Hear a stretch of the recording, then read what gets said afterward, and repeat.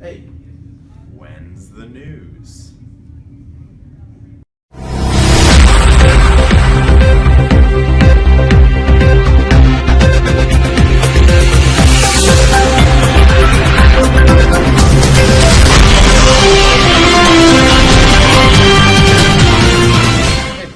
I'm Cooper Hudson. And I'm Alex Bakiwa. And welcome to Channel 9 News. For our first story of the night.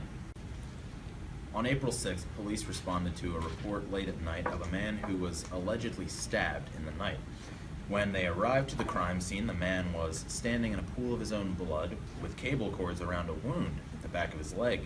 The cable cords, of course, served as a makeshift tourniquet to the wound that was stabbed into his leg. A suspect developed by the name of Maurice Marcel Dawson, and when police apprehended him, he resisted arrest. And now they have caught him, and he is charged with attempted homicide and aggravated assault. The man who was stabbed, who will remain nameless, has been admitted to Hershey Medical Center for any medical treatment. In other news, if you missed out on the LEGO Kids Fest that was in the Farm Show from April 8th to April 10th, have no fear. BrickFest Live is coming to the Greater Philly Expo Center from April 30th to May 1st. Tickets are selling for $19, and the events cater more to experience builders as well as children's exhibits. You better get your tickets fast because they are selling out like hotcakes. Do you like wearing clothes?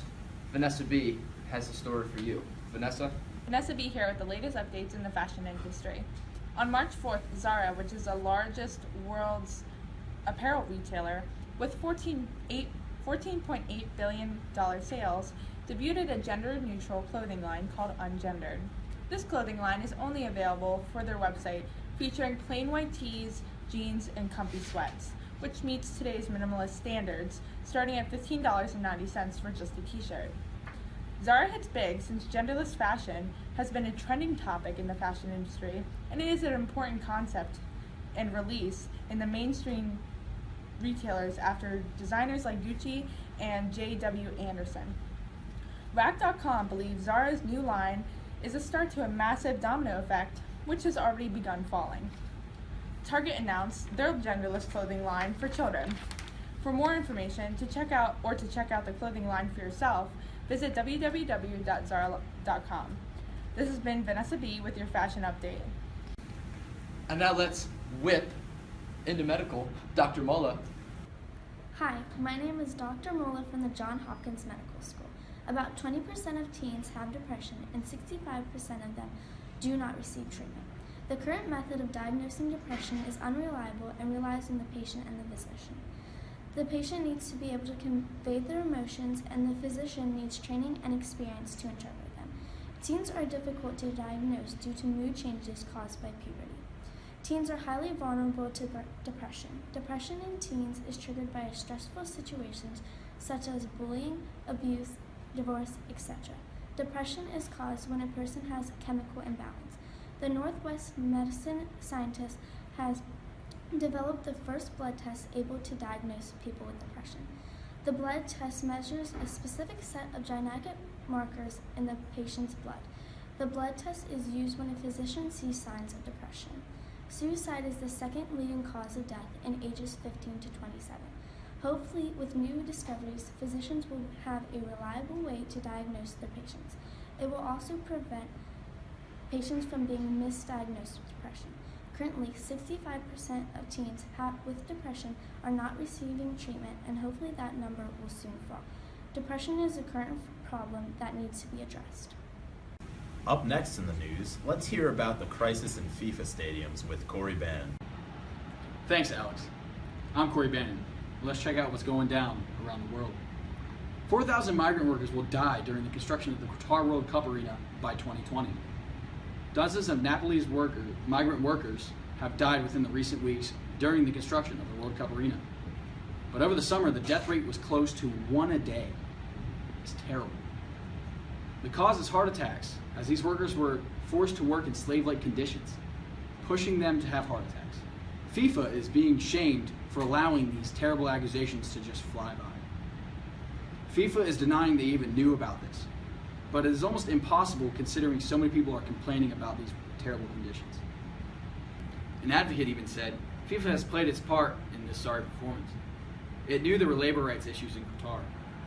It must work closely with the Qatari authorities and business partners to ensure the World Cup is not built on exploitation. FIFA is outsourcing jobs to immigrants and virtually killing them. Yet, they don't acknowledge this even happened. Sounds like a real crisis. Back to Cooper for his report on school culture.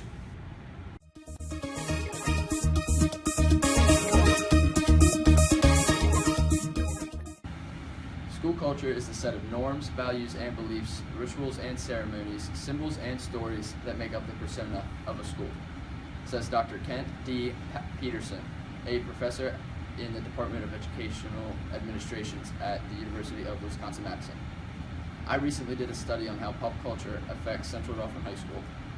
I interviewed the 11th grade principal, Eric Schrader, and I also interviewed 11th grade class president, Laura Schaefer. And here's what they had to say. All right, school culture is basically the norms that are set forth in our school. So when you look at walking through the halls, you'll see the poster up, what is RAM, or, that thing we're doing, we see my ugly picture all over the place. We're trying to establish those norms and those values in which our school. So here at Central Dauphin, we want to see someone, who's responsible, individuals who hold themselves and others accountable for their actions, someone who's motivated to learn, and then, someone who values hard work. And that's what we overall want to see what our school culture is. Right now, do I believe we're there? I think at times we are, but I think sometimes we're more concerned with the outside world and what's bringing into us.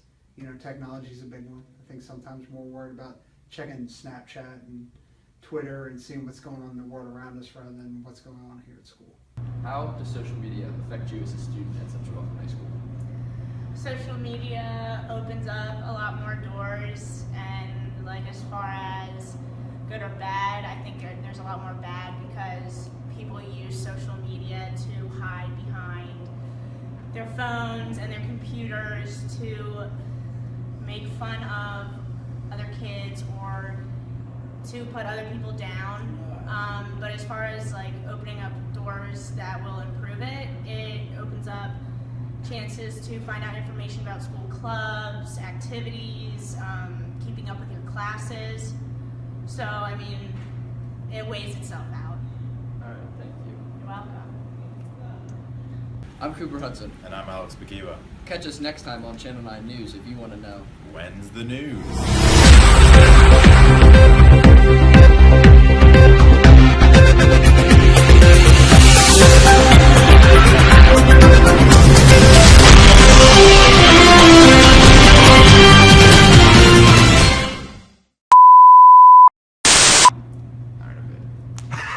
Please tell me you got me. I did. All I right, got the last of it.